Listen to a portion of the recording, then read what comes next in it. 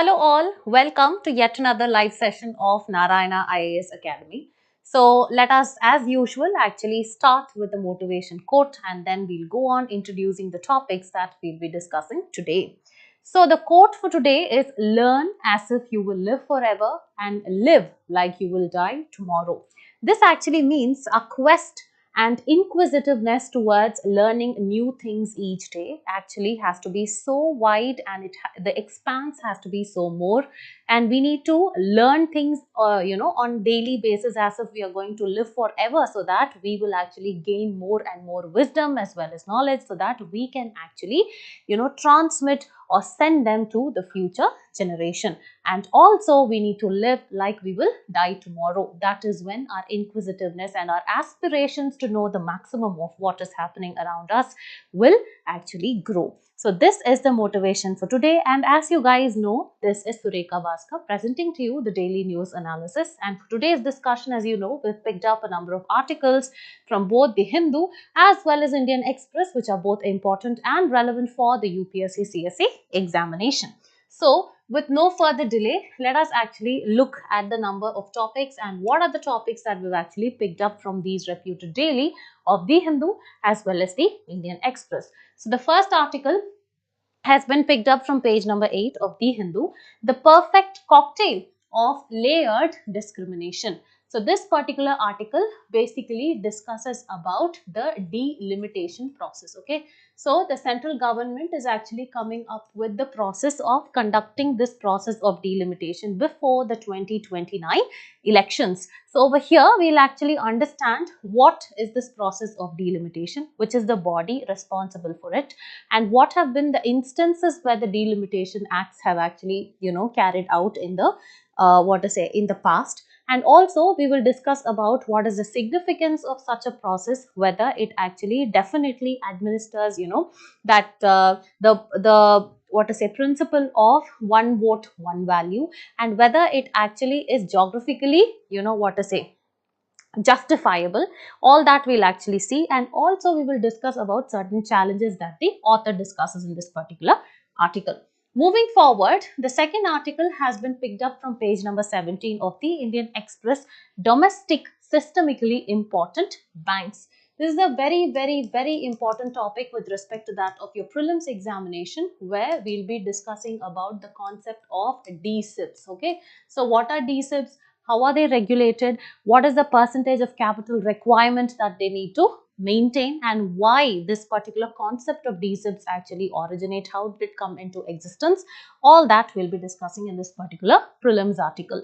Moving forward, the third article has been picked up from page number 6 of the Hindu, that is Dongria Kondhs. Okay. So this particular article, this particular topic, that it would have been in news for a long time, because this particular PVTG, that is the particularly vulnerable tribal groups, have been opposing the bauxite mining, okay, in Odisha by Vedanta groups. So today this is actually this particular news was not there, but there would be a very small picture of a girl taking care of a little baby when the parents are off to work in the farm. So here we'll be discussing about Dongria Kondhs. Okay.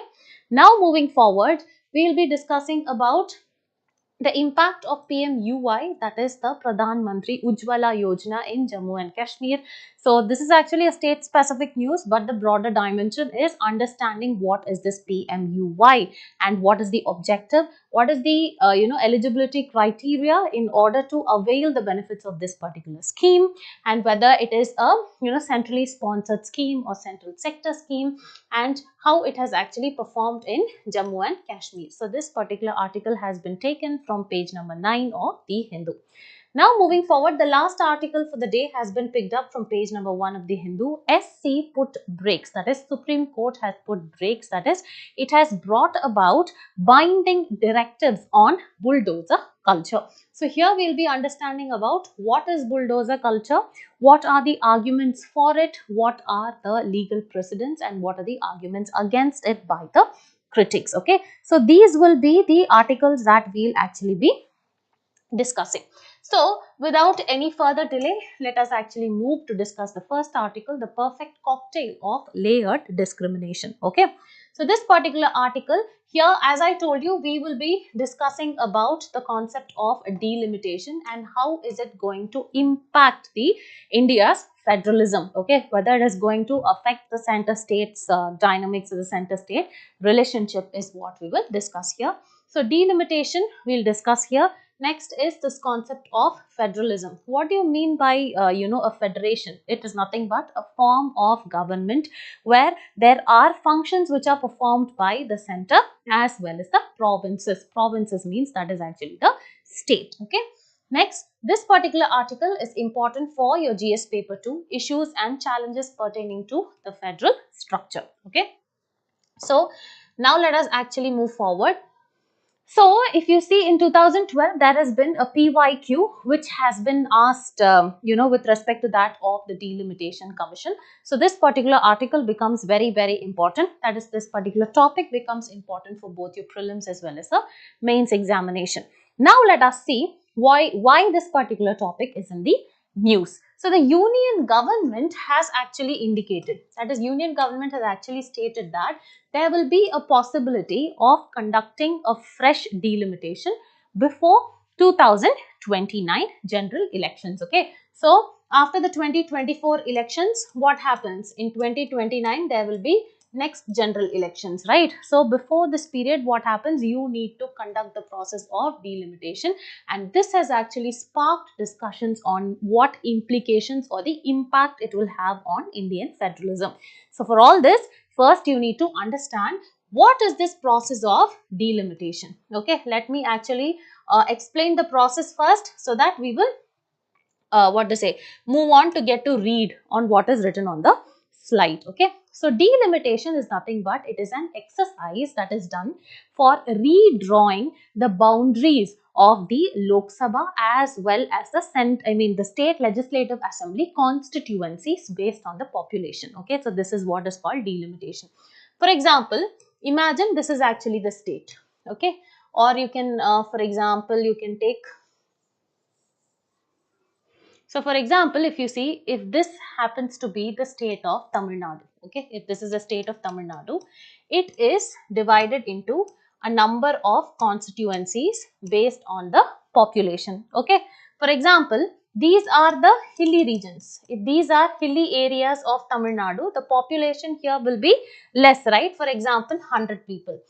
And if it is a center like Chennai, what happens is that there are actually more population and population density. So, the number of constituencies will be more over here. Do you understand? So, here for 100 people, one constituency, another 100 people constituency. So, constituency. So, this is what is drawing the boundary of the constituencies for your Lok Sabha as well as your state legislative assembly seats. So this is what it is. So here it is constituency 1, which is a hilly region where there is lesser population. So for 100 people, this entire area becomes one constituency, okay. Whereas in Chennai, you have different constituencies with that proportional number of population. So every 100 population will have a constituency. So this is what it is. And since the population actually keeps changing, okay, because we are still a growing economy and where we have the, young or the working age population, where the demographic dividend is actually more, that the percentage of older population is lesser. What happens? And the fertility rate is also high in a country like India. What happens is that this process of delimitation actually takes place every 10 years, okay. After every census. Census is what? It is just a survey that calculates the percentage of, increase or decrease in the population, okay. So, it decides which state has actually grown with respect to that of population, which state has actually lessened it, etc. So, what happens after every decadal census, this process of delimitation actually takes place, okay. So, however, if you see the decadal population census, that is the population census, have actually been 7 since independence, okay. However, if you see the delimitation or you can say the delimitation processes have been only 4. That is, it took place in 1952, in 1963, in 72 as well as 2002. So, here we will be discussing about what is this particular delimitation all about. Now, let us quickly move to understand what is delimitation. I told you what is delimitation, right? It is nothing but redrawing the boundaries of Lok Sabha and the state assembly constituencies in order to reflect the changes in the population. Why is it actually done? In order to ensure equal representation for equal segments of the population, because here 100 people are represented in one, as one constituency, right? So that is what they are saying.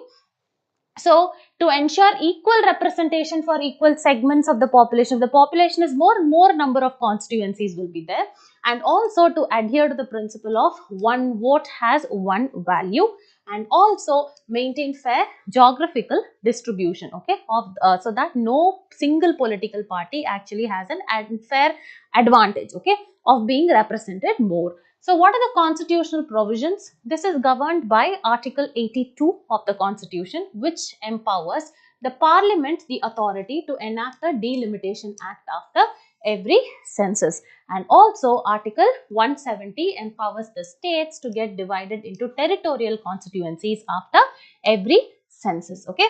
Now let's move forward. Having understood about the delimitation, who or which body carries out this delimitation process? It is nothing but the delimitation commission. It is nothing but it is an independent body which is appointed by the President of India in order to carry out this particular delimitation process to represent the political or electoral constituencies. If you see the composition is that it consists of a retired Supreme Court judge, it consists of the Chief Election Commissioner and the State Election Commissioners. Okay, so this is what it is. What is the function? In order to determine the number and the boundaries of the constituencies, and this will actually change after every census because population is also going to be changed, and also it will identify what are all the seats that are reserved for the scheduled castes as well as the scheduled tribes. Okay, now having understood about the delimitation commission, let us actually see what is the powers. Of course, the orders that are actually given by the delimitation commission, that is when it actually says that this particular constituency's boundary actually has to be redrawn according to this particular population. It cannot be questioned in any court. However, if you see, these orders are actually placed before the Lok Sabha, but no modifications can actually be made. Okay, so the orders passed by the delimitation commission is not subject to any kind of judicial review and it cannot be modified. These 2 points become very, very important for the examination. Okay, now moving forward, let us actually see how is the process of delimitation done. Okay, so if we see, yeah, so the process of delimitation, how is it done? So first, the delimitation commission actually comes forward in determining the number as well as the boundaries of the constituencies. Okay, so how many constituencies a particular state must actually have. So delimitation comes with the number and also the boundary of the constituencies. Then the draft proposals are published for public feedback. Okay, so once the public feedback or the feedback is actually open for the public, what happens? They also hold public sittings and they actually receive a number of objections as well as feedbacks from them, and they carry out changes in the draft proposal. And then the final order is actually published in the Gazette of India and the state gazette concerned and comes into force on a date that has been specified by the President of India. So this is what is the process of delimitation. Now moving forward, let us see the history of delimitation in India. I told you, right, the census actually takes place once in every 10 years. Okay, so what happens is the decadal census. So the decadal census has actually been conducted 7 times since independence, starting from 1951, and the last census was in 2011. Actually, it was scheduled to be in 2021, but what happened has been hampered by the COVID pandemic. Do you understand? And the delimitation, the decadal census has been carried out 7 times, but delimitation has been carried out only 4 times, namely 1952, 63, 73 and 2002. So, the 4th delimitation exercise, that is the one that was carried out in 2002, was based on the 2001 population census. Do you understand? However, you should know that the number of seats based on the population was actually not changed, but only the boundaries got changed in this 2002 delimitation exercise. So only it readjusted the boundaries without increasing the number of seats. Okay, so here the number of seats are as fixed as it was in 1976, and here 1976 was based on 1971 census. So here you need to know 1952 there was a delimitation exercise, 1963 there was a delimitation exercise, 1973 there was a delimitation exercise, and there what happened, there was actually representation of the states actually increased or decreased based on the population. So what happened, there was this 42nd Constitutional Amendment Act of 1976 that actually came here. This froze the delimitation. That is, it actually said let the number of representation or the number of seats be the same, okay, and this will actually continue till 2001. So that is what they said. So in 1976 they froze the delimitation until 2001. And now what happened, when 2001 came, they actually passed the 84th Constitutional Amendment Act of 2002 that froze this delimitation process till 2026. And this freezing was there to prevent discouraging states that effectively implemented population control. This is nothing but, see, for example, if UP has a population of say 1000, and when Tamil Nadu actually has a population of 800. So here what happens is the seats are actually given based on the population, right? So the higher the population, more the representation has to be given. But in order to control the population, let's say if Tamil Nadu actually comes up with number of family planning techniques and social security schemes, etc., and it has reduced the population, and let's say it has actually contained it to 500 in 10 years, okay. That is, if the population, let's say this is 2001, and by 2011 Tamil Nadu has reduced it from 800 to 500. So obviously the representation depending on the population is going to decrease for Tamil Nadu. But let's say if population of UP was 1000 and it has increased to 1500 by 2011, again the representation is actually going to increase for UP, right? So the states actually felt that is southern states specifically like Kerala, Tamil Nadu, all of them felt that despite implementing population control, our representation is actually not proper. So that is why delimitation actually froze the representation till 2026, okay. Now moving forward. So let us actually see delimitations as a threat to Indian federalism. So this is actually the article all about, okay. So it actually says this process of delimitation, how is it going to negatively impact this concept of federalism in India? That is the relationship that the center and the states actually share. So first one, reduction in the representation of non-Hindi states. That is what I told you. So there's a debate between non-Hindi as well as the Hindi speaking states.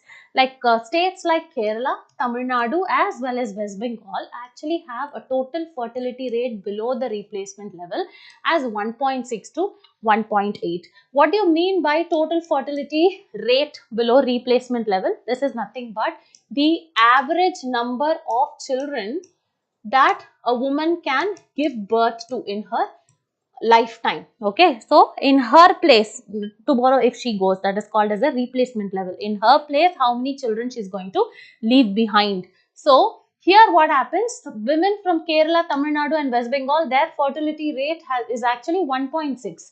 So when it is lesser, there is lesser representation. However, if you see Bihar, Uttar Pradesh, it is around 3.5. So due to the population-based allocation, non-Hindi states actually risk the reduction in the representation. This is what the author is actually telling. Also, the southern states, their seats in the parliament could decrease from 25% to 17%, while the Hindi heartland states, that is the northern states, could see an increase from 40% to 60%. That is, this is going to be an increase in their representation. And this is obviously going to be a threat to fiscal federalism, because if you see the southern states like Kerala, Tamil Nadu, etc., the amount of contribution that they actually give to the center in terms of taxes is actually more Whereas if you see the other states like UP, Bihar, it is comparatively less, but what they receive as funds from the center is actually more. So that is what the author is explaining. So here the southern states like Karnataka, Tamil Nadu and Maharashtra contribute to more taxes in relatively to what they receive back as funds. So the contribution is more when compared to funds, whereas they receive only 30% of what they contribute. Whereas you see states like UP, Bihar, they get somewhere around 250 to 350% of their contribution. So this can actually result in higher representation for states who are actually fiscally contributing lesser. Okay. Now moving forward, next threat is threat of ethno-linguistic majoritarianism. So this is nothing but here you actually have representation of northern states, right? That cause skewed union decision making body. This will actually impose the interest of the Hindi speaking states on the non-Hindi speaking regions, and this is actually going to cause a diverse linguistic and the cultural groups are going to be threatened, and also it will actually shake the federal structure of India. So this is what this particular point is talking about.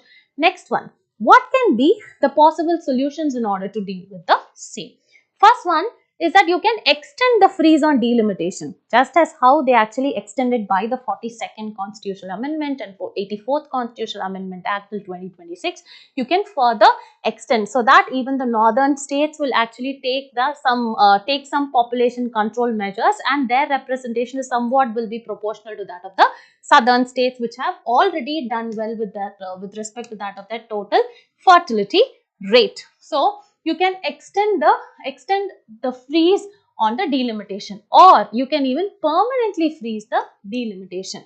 Next one, delimitation with decentralization can actually be done. How can this be done? You can actually move certain subjects, okay, from the union list to the state list, and you can maintain majority of the, or you can say core subjects like defense and also the foreign affairs and currency. All these subjects can actually be kept under the union list, okay, so that the states which are lesser represented do not actually have the threat of being influenced by a majority opinion. So this is what it is actually said.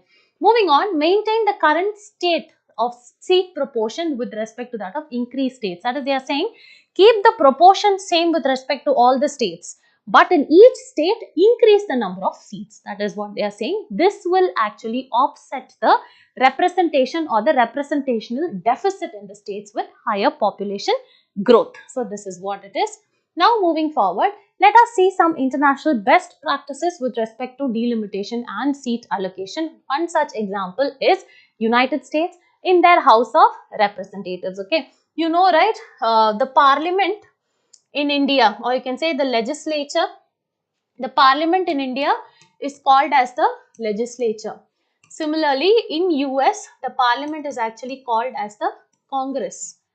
So, here the legislature has the upper house as well as the lower house. Here the upper house is the Rajya Sabha and the lower house is the Lok Sabha. So similarly, Congress, which is the legislature of the United States, is actually divided into the upper house that is called as the Senate and the lower house which is called as House of Representatives. So the seats to the House of Representatives has been capped at 435, and this has not changed since 1913.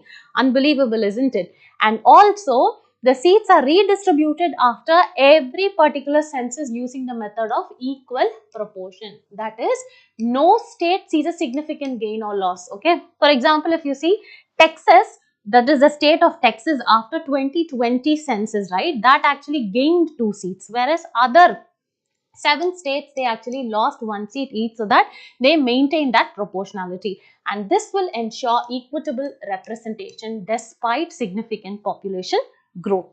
So this is what it is. Now let us see the next case study. This is of the European Union, that is the EU Parliament. So this actually consists of 720 members, where the seats are allocated based on the principle of degressive proportionality. So what do you mean by degressive proportionality? Here, the countries which actually has, lesser population, they have higher representation with respect to population. And the countries with the bigger countries with more population, they actually have a considerable amount of representation with respect to the population.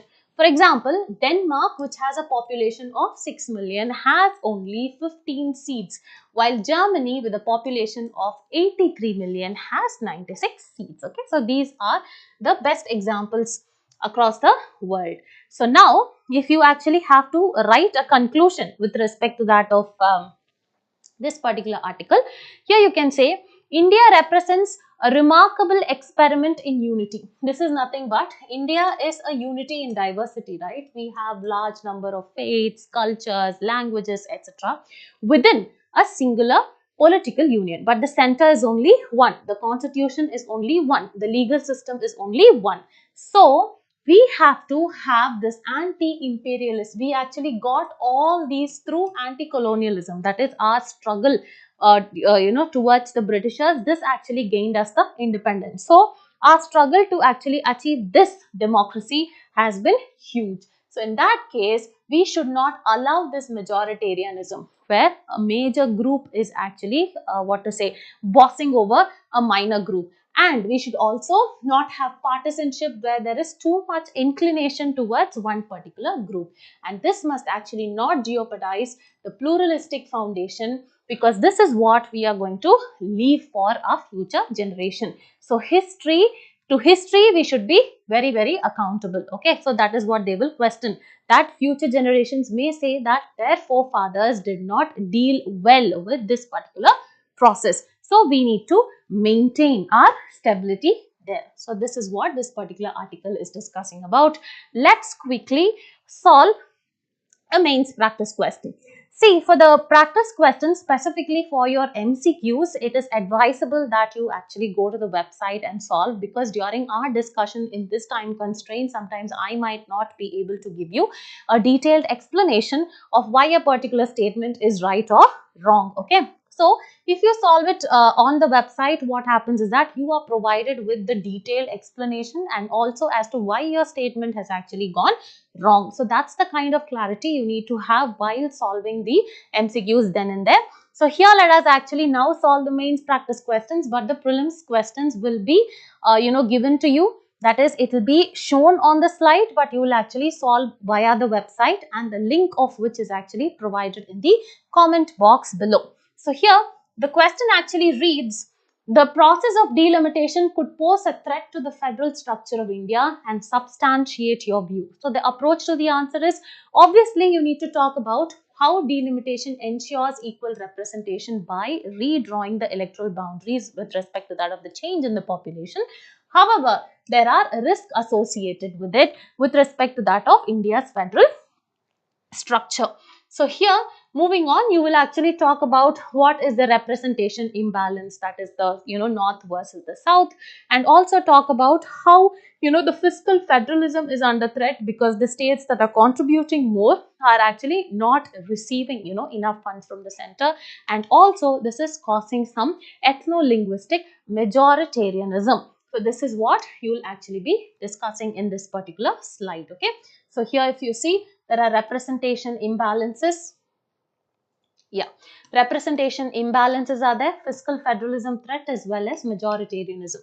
Now moving forward, the conclusion, I told you, right, delimitation could disrupt the federal structure by creating regional imbalances, and how careful and balanced approach we need to actually follow. So the way forward also, we've discussed few points by freezing it, or permanently freezing it, or adopting systems that the European Union and United States have actually adopted. So these are all the dimensions. Now moving forward, a very, very, very important article for the prelims examination, that is nothing but domestic systemically important banks. Why are these banks too big to fail? Okay. So first, as usual, let's understand the concept. So here we'll be discussing about D-SIBs, Tier 1 capital and Basel III standards. It's okay even if you're not understanding anything here. This particular topic becomes very important for your prelims examination under current events of national and international importance, and also under economy GS paper 3 economic growth. Okay. So what do you mean by D-SIBs? D-SIBs are nothing but as you say, they are domestic systemically important banks. Okay, so these are such significant part of the financial system that any kind of failure that these D-SIBs actually, D-SIB is nothing but these are banks. Okay, for example, in RBI, you have State Bank of India, you have ICICI, you have HDFC, all these are domestic systemically important banks. Okay, so how are these actually determined? That is based on their interconnectedness about the global transaction, the amount of assets it actually has, the amount of capital requirements it actually has, amount of loans it actually gives. Based on certain criteria, certain banks are classified as D-SIBs. Okay, so these are so much significant in nature in the financial system that in case one D-SIBs actually fail, what happens? It's going to cause disruption in the economy. So that is why these D-SIBs have actually been established. So when did it come into existence? It came into existence after the 2008 financial crisis. Okay, so this concept of D-SIBs was actually established by this particular FSB. We'll actually talk about this Financial Stability Board. It is an international organization that actually thought there is essentiality or there is requirement for the establishment of D-SIBs. Okay, so this is what we are going to discuss in this particular article. So here RBI has actually listed few of the banks as D-SIBs. So this is what we will see. Before that, we will see if we've actually gotten any kind of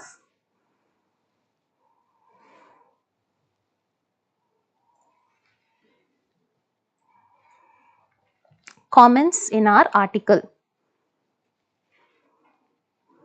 I mean in our session. Let's see for any kind of comments or questions.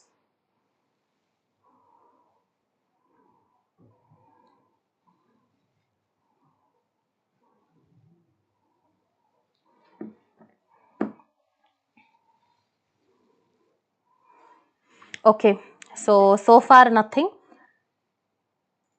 Okay, so here we've discussed about D-SIBs, right? So we will move forward understanding this particular concept.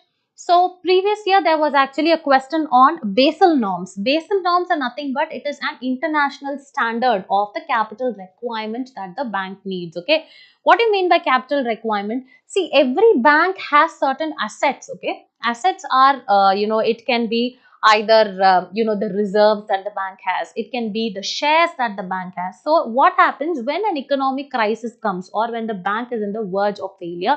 How it will fail? Because the customer is not able to pay back the loan. So when it's in the verge of failure, they can use this capital requirement, that is that asset, so that it fetches some immediate monetary, or you can say immediate money or some kind of relief. For example, if I have shares, if the bank has shares, it can immediately sell it and get money in order to handle that economic crisis for that particular time. So how much of capital requirement a bank can have, that was actually set up by this Basel 1 and the Basel 3 norm. So we'll discuss about that as well. So there was a question on Basel 3 Accord, or simply Basel, often seen in news, is related to which of the following. Okay, now moving forward, this is actually the particular news. The Reserve Bank of India has retained State Bank of India, HDFC and ICICI as domestic systemically important banks. So here you need to know what are the D-SIBs in India. So these banks are the D-SIBs in India.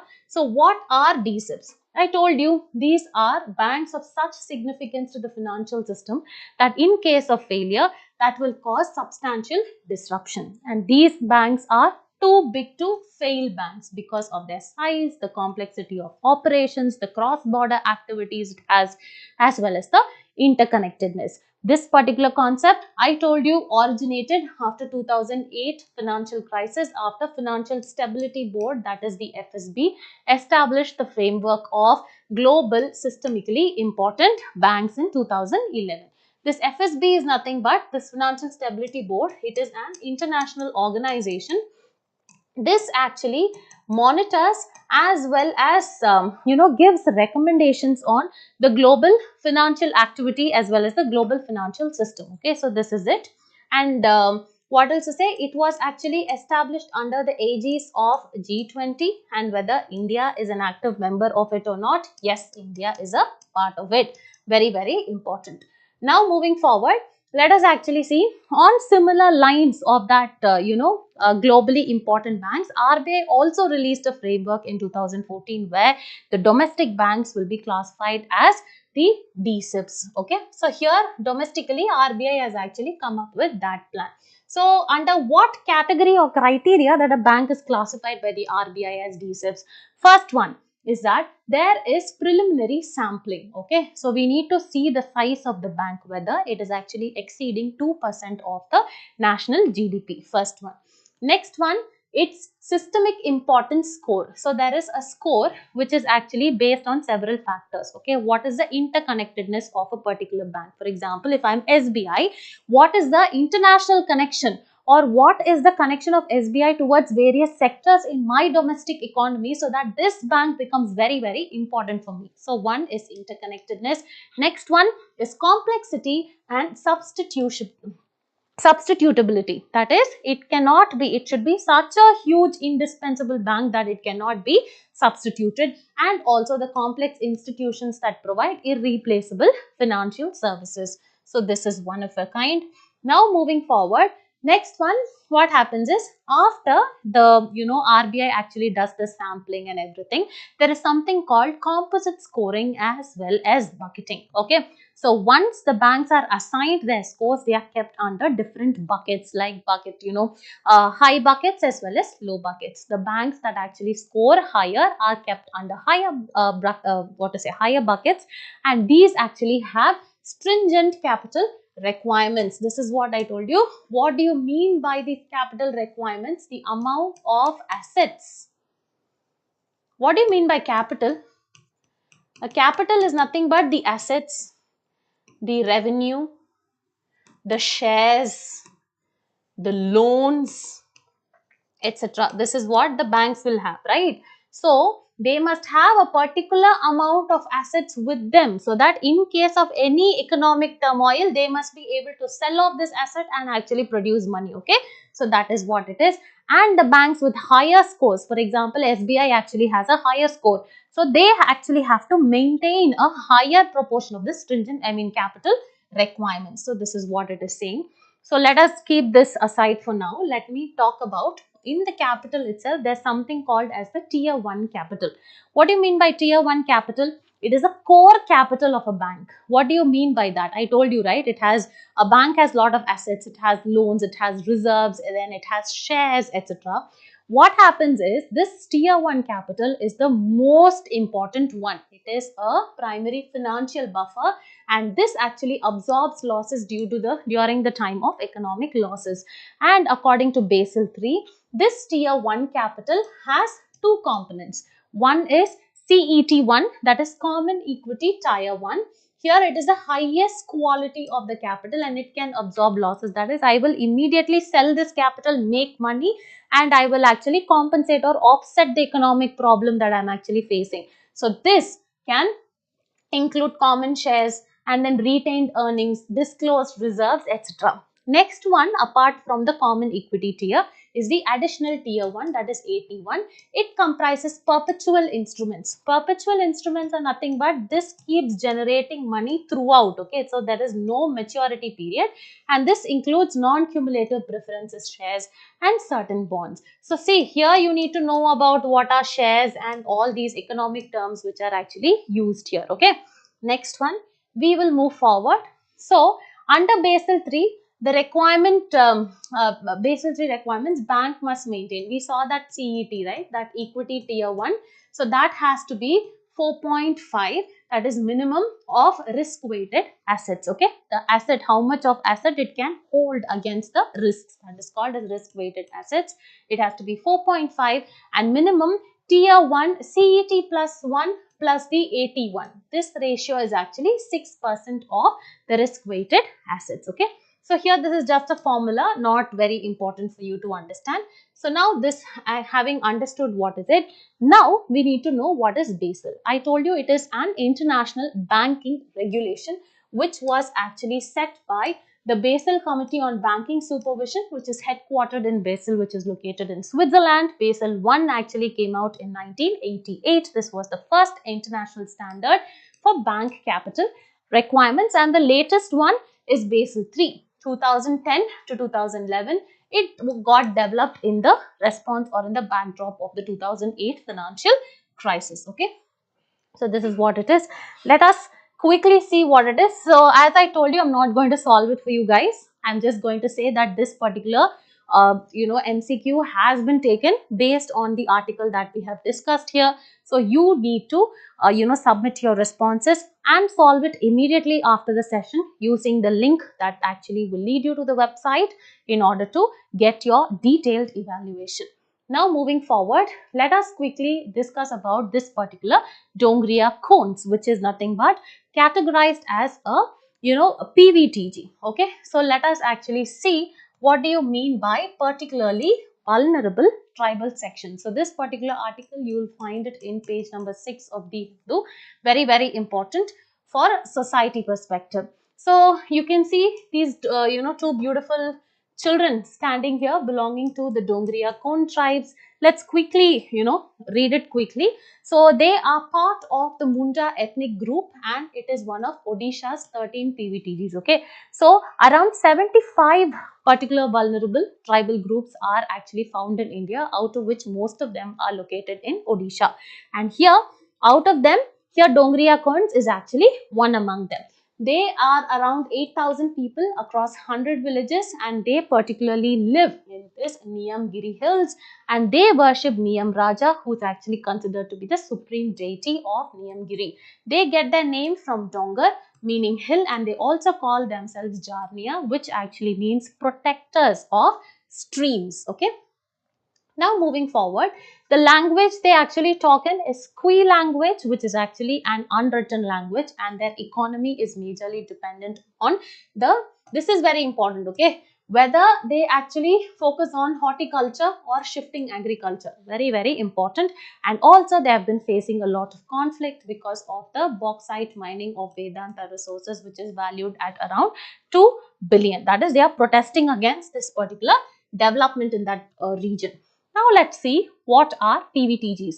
These are the most or the more vulnerable groups when compared to the other tribal groups in India. Okay, so if you see, in 1973, there was a commission named as the Debar Commission that created primitive tribal groups as a separate category who are less developed when compared to that of the others. And then what happened in 2006, the government of India renamed the PTGs as PVTGs. And what is the criteria to identify a PVTG? There are only 4 criteria. One is depleting stagnant population. Next is the level of technology is at the pre-agriculture level. Next one is there is a low level of literacy, and finally there is economic backwardness. So if you see pre-agriculture level of technology, economic backwardness, stagnant population and low level of literacy. So these are the 4 parameters. Now the categorization of PVTGs, we think that since it's tribal affairs or it is tribes, it actually comes under the Ministry of Tribal Affairs. No, it actually comes under the Ministry of Home Affairs. Okay, and so far 75 PVTGs have been identified and among them the highest number actually live or found in Odisha. Now moving on to the 4th article, the impact of PMUY in Jammu and Kashmir. Okay, so how this particular article is important, because any kind of a scheme, whether it is a centrally sectored or central sponsored scheme, the eligibility criteria for the beneficiaries and what are the kind of benefit it actually offers, what is the nodal agency overseeing it, all that becomes, and how has it actually performed over the years, or whether any expansion of it. For example, Ujjwala Yojana actually has Ujjwala 2.0 where it included the migrant workers as well. Okay, so all these aspects become very important for your examination. So in this particular article, we'll be discussing about Pradhan Mantri Ujjwala Yojana, and this becomes important for both your prelims and the mains examination under government policies and interventions for development in various sectors and issues arising out of their design and implementation. Now, if you see, there has been a previous year question in 2018 with respect to SDGs. Access to affordable, reliable, sustainable and modern energy is sine qua non to this particular to achieve the SDG. So yeah, With respect to that of energy, this particular question has been asked, okay. So renewable, non-renewable energy resources. Now let us actually see what the article is talking about. An International Energy Agency has actually conducted a study, okay. So they have found out that 85% of the rural households in Jammu and Kashmir have LPG connections. So out of the total, Jammu and Kashmir's rural area, what happens? 85% actually have access to this LPG connections, of which 68% is through this particular scheme. However, if you see, 92% still use traditional chulas, with 85% practicing fuel stacking due to cost as well as cultural factors. Some people actually find it very difficult to adapt, right? Similar with the case of open defecation, vaccination, etc. It's very difficult for people to come out of their stereotypical mindset. So that has been found out by this particular energy agency, that Jammu and Kashmir has been suffering with use of traditional chulas, okay, which is going to cause significant health impacts, as also the air pollution or pollution. So here we'll be discussing about what is this particular Ujjwala Yojana. So what is this Ujjwala Yojana? Whether it is a centrally sponsored scheme or central sector scheme, it is a central sector scheme. What is central sector scheme? Entirely funded by the central government. This is what is a central sector scheme. It was launched in 2016 in order to provide the economically disadvantaged households with that of subsidized LPGs. Okay, so you'll be given LPG connections, okay, and that will be given at a subsidized or a lesser price when compared to the other people, in order to replace the traditional cooking fuels, so that will reduce your health risk and the environmental harm.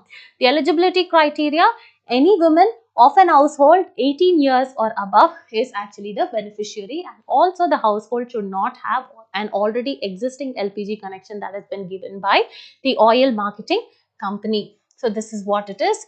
Now moving forward, let us actually see the benefits, okay. So eligible beneficiaries, they actually receive a free LPG connection, and also the subsidy, which is the subsidy will be provided on the first 6 refills, okay, that is refilling of your cylinders. That is, first 6 refills is going to be subsidized for 14 kg cylinders, or 8 refills for 5 kg cylinders, and also there is an EMI facility to cover the cost of stove as well as the first refill. Beneficiaries can actually join the PAHEL scheme, okay, in order to receive this particular subsidy amount directly into the bank accounts. This particular PAHEL scheme, it's also known as the direct benefit transfer for LPG. This aims to provide transparency in subsidy delivery for directly depositing. That is, instead of a middleman or something, they are going to directly deposit in your account, okay. So beneficiaries can actually be a part of this particular PAHEL scheme, is what is being spoken here. And you have Ujjwala 2.0. This is nothing but extension of the original scheme. So this is where it has offered around 10 million additional free LPG connections. This includes complimentary first refill and a stove. Stove is nothing but you keep on top and cook, right? So this is called as a stove, and it allows the migrant workers to apply with self-declaration, and your migrant workers, they can just go and self-declare without needing any kind of address proof through the ration card or anything. And this particularly targets the marginalized sections of the society. That includes the SC/ST households, then the AAY families. What is AAY? Antyodaya Anna Yojana. Okay, so under this scheme, there is provision of subsidized food grains in order to improve the nutritional security of India through inclusivity. Okay, so this is what it is, and it also includes forest dwellers. Okay, so this is what is about this particular scheme. Again, you have an MCQ where the scheme provides subsidized LPG connections to economically disadvantaged households. Yes, this is right. Applicant should be head of the household but male. Male is actually wrong, isn't it? So I would expect you to solve your MCQs for further analysis through the website. Okay. Now moving forward, the last article for discussion today is SC puts brakes on bulldozer culture. So first of all, we need to understand, don't think that this bulldozer justice is something that it's a, it's an innovation or anything like that. People who have, or you can say people who have actually committed a crime, okay, or people who have been waiting for trials, accused people who are waiting for trials, what happens? The government is totally metamorphizing their or entirely demolishing their houses through bulldozer. Okay, so whether this bulldozer, giving justice via bulldozer or giving punishment to someone via bulldozer, that is called as bulldozer justice. And what does the Supreme Court actually have to say in this regard? Whether it is actually infringing the fundamental rights or not is what is the question over here. So SC puts brakes on bulldozer culture, and this particular article will be discussing about what is this bulldozer justice as well as Supreme Court's judgment.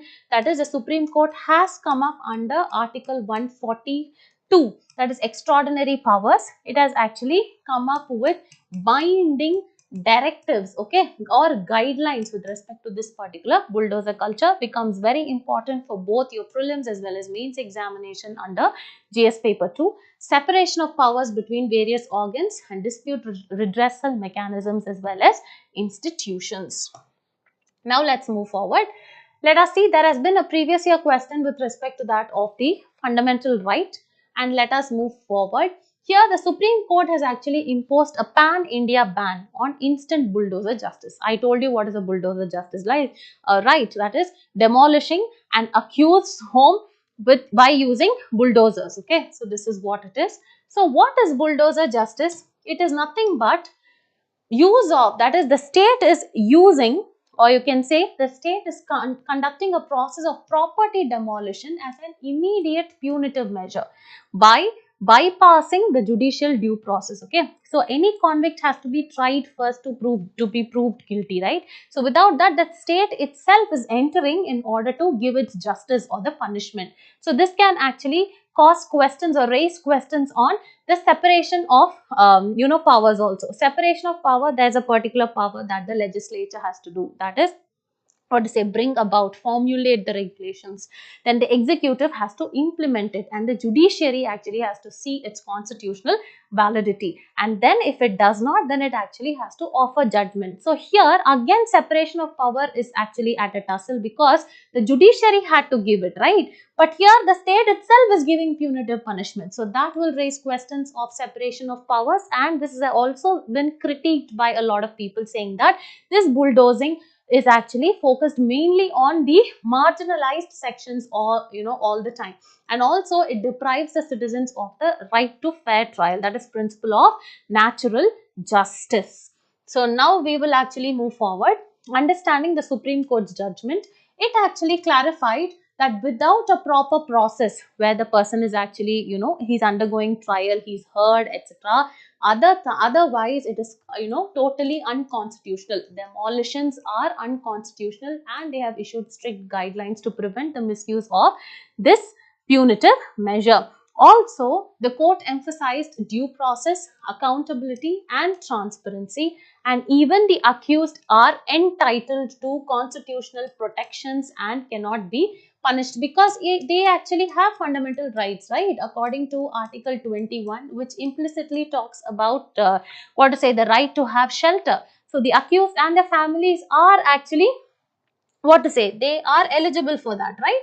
So now moving forward, constitutional principles and legal reasoning. As I told you, Article 21, this gives right to live with dignity, which also includes right to shelter. So this includes accused and their families. So violation of dignity, that is demolishing a home without the due process, will be violating of this particular Article 21. And also separation of powers, I told you, because the executive is stepping down and performing the functions of the judiciary. So this is what it is. The next one is natural justice. That is, what happens is there has to be a fair hearing where the accused has to be heard first, okay?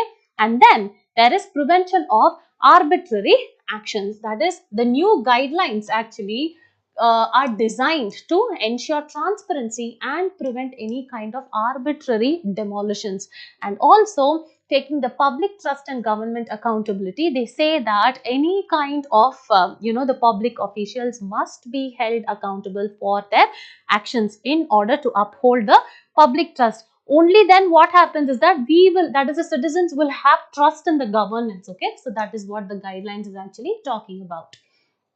Moving forward, earlier judgments that have been given by the Supreme Court also become very, very important, and understanding what are the fundamental rights and legal precedents, that become very important.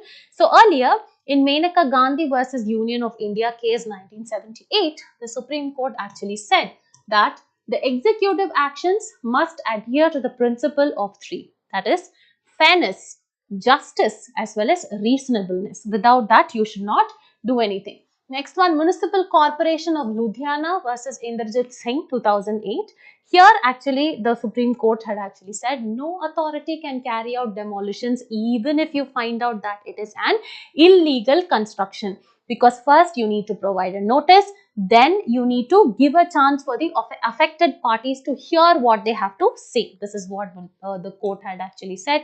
Then in Punjab and Haryana High Court's intervention in new demolitions, what happened? The courts of, that is the High Courts of Punjab and Haryana, actually intervened, and they cited that violations of due process and concerns over possible ethnic targeting. So demolitions are actually not supposed to be carried out in the executive's discretion. This is what the court had actually said. Now this is a wonderful question. Again, which of the constitutional provisions are most relevant in addressing the concerns raised by the practice of bulldozer justice? So here, obviously, we know Article 21 is in question. Here, right to life with dignity and shelter, we saw. Right to equality, yes, others. The accused also has the right to actually enjoy his or her fundamental rights. Right to freedom of speech, really.